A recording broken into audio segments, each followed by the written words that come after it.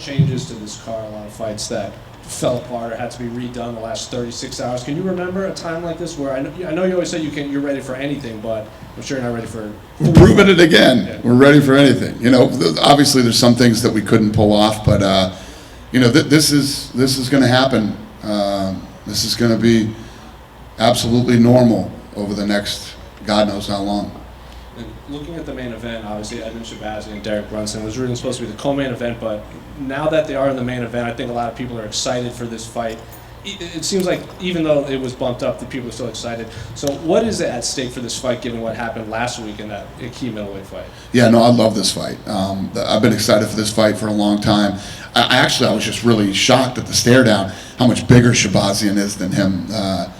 You know, it's interesting. It's going to be a fun fight. You know, Brunson's explosive, got knockout power, great wrestling, and Shahbazyan is well-rounded. This is obviously the toughest test of his career, and we're going to find out tomorrow night what this kid's got. He wants to be the youngest champion ever.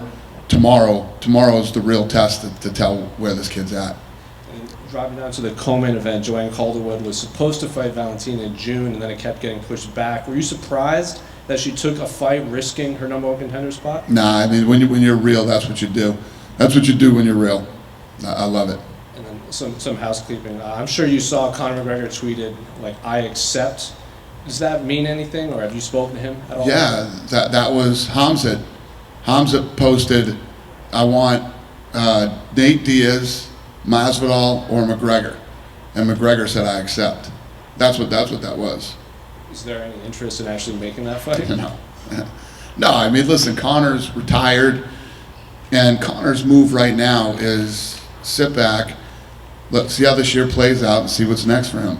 You know, you know he wants the Khabib fight. That happens October 24th, so we'll see. Is that Khabib, just in case you fight, that's going to be on Fight Island, I would imagine?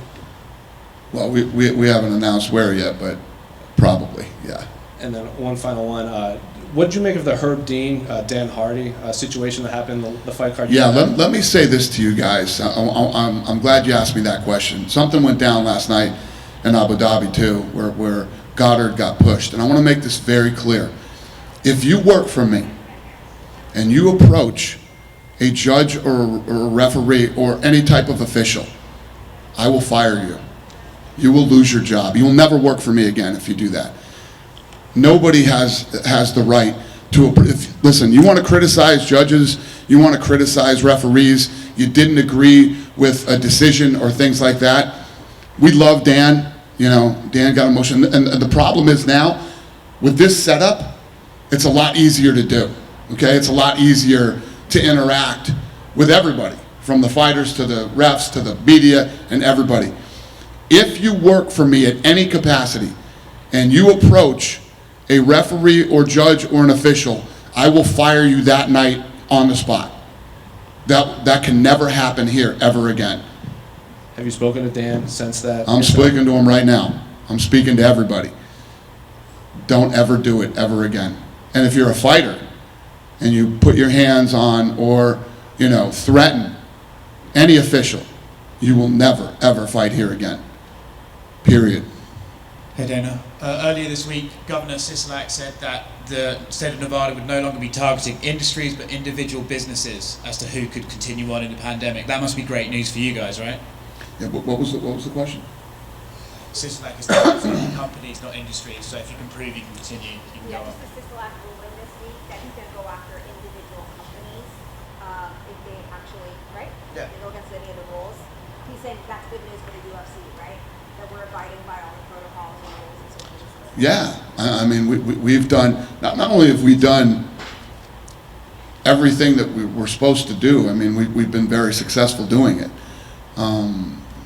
You know, you see all these other sports, a lot of people are having problems, you know, making this thing work. We haven't.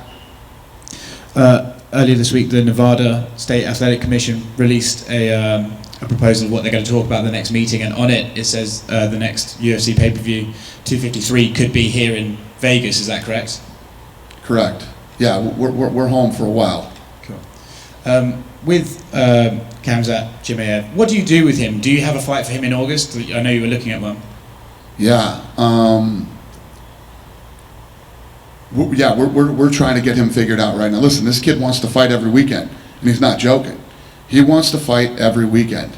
And obviously, in this climate, that's tough to do, but I love that shit, and I want to do it. So I'm going to do everything. Listen, when this kid wants to fight, I'm going to make it happen. So Do you? I love guys with that mentality. This guy's the real deal. Do you sort of take your time with him like you're doing with Sean O'Malley, just sort of match him up against lower ranked guys and build him up slowly, or do you just push him up the rankings? Do you guys realize that the kid we matched him up with from the UK, the last fight he had, that dude is a badass. That guy is legit. Don't let the way the fight played out fool you. That kid was very good, and he made him look not very good. This guy's at a whole nother level. This dude is real. That's what I mean. So do you just give him top 10 like right away? I don't know. It's finally been announced Mike Tyson is facing Roy Jones Jr. in his comeback fight. I know you were sort of a bit apprehensive about it at the beginning, but now it's all been announced. You spoke to Mike. How do you feel about it? I'm flying out probably next week to watch him train. I'm going to his camp next week, so I'm excited for him. Listen, he says he's got that fire. He says he wants to fight. He wants this. Jones wants it. They're grown men. I'm 100% supportive. Will you be there that night? Probably not, no. How do you see it going down? I have no clue. I'll tell you what. Ask me that question next week after I go to camp and watch him train, and I'll give you an honest answer. Last one for me. I know you have no idea when fans are coming back or anything like that, but when they do you stack that card as some sort of big return event? Yeah, I mean, I always try to stack the card and make the card as good as it can possibly be. I'm not even thinking about fans coming back. It's not even something that I think about. I'm just trying to figure out all the other shit. You know what I mean? I'm not even there. It's not even I mean, we were just talking about the governor saying people who don't comply and all this other stuff. I mean, we're so far from fans. It's nowhere near close. Dana, since the first run of the Fight Island has ended, do you look back on it? There's some takeaways. What were your overall thoughts on what transpired over in Abu Dhabi? It was perfect, perfectly executed. It was fun. It was a unique experience, especially now. I mean, none of us get to travel or go anywhere, or do anything. It was a very good break from the monotony. And like I said, it was super successful, and it was successful in every way that an event can possibly be successful. So it was awesome. And I know you guys have kind of setting a crazy schedule for August with the Contender Series and then the various other UFC events. Can you kind of just give us your thoughts on what August is going to look like? Yeah, I'm excited about. I love the Contender Series. It's one of my favorite things to do. So I'm obviously very excited about that, and I just, you know, as me personally, and as a company, we're just putting our head down right now and grinding, running.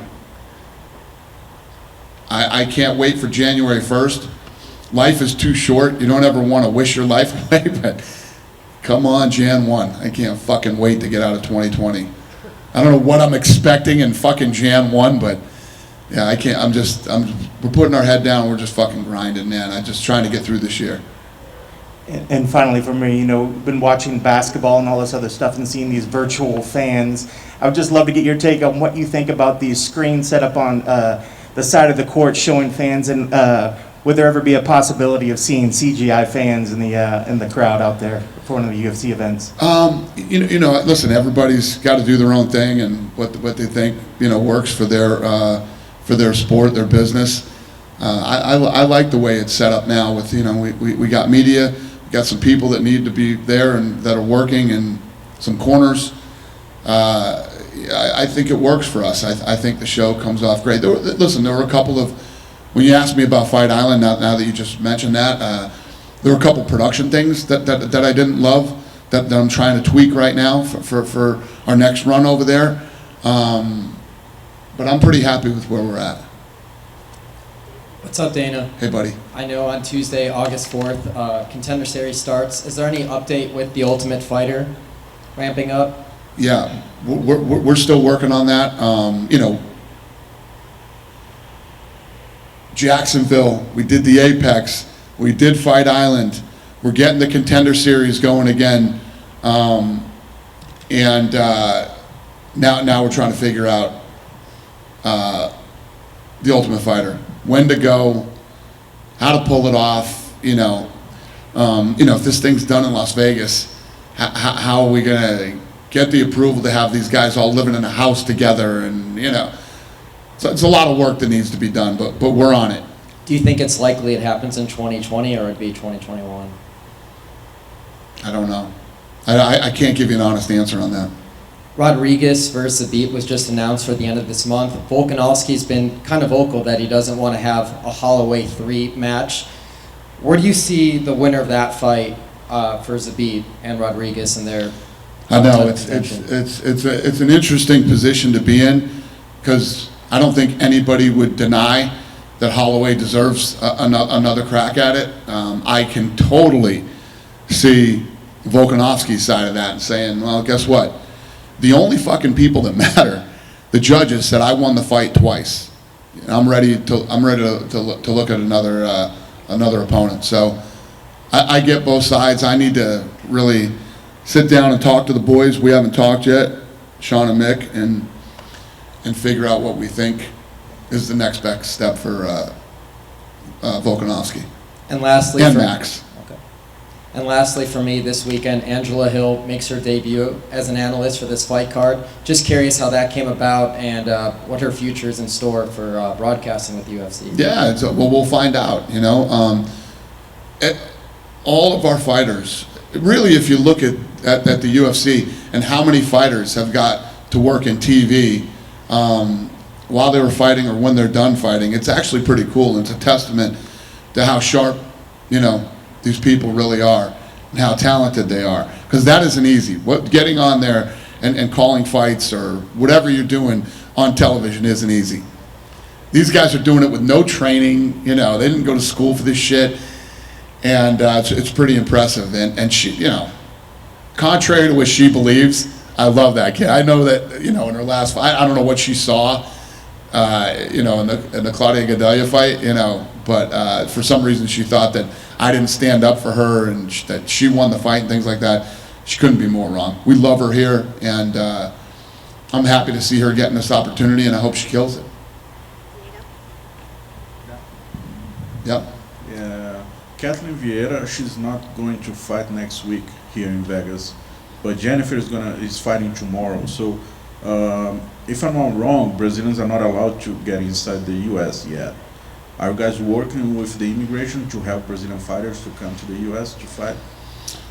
Listen, anybody who can't get into the U.S. will go to Fight Island. So yeah, so how Jennifer is fighting this week? How is this? I don't know the specific situation or how it worked out. I don't know, but if you can't get into the country, we fight you in Fight Island. If you can get in the country, we fight you here.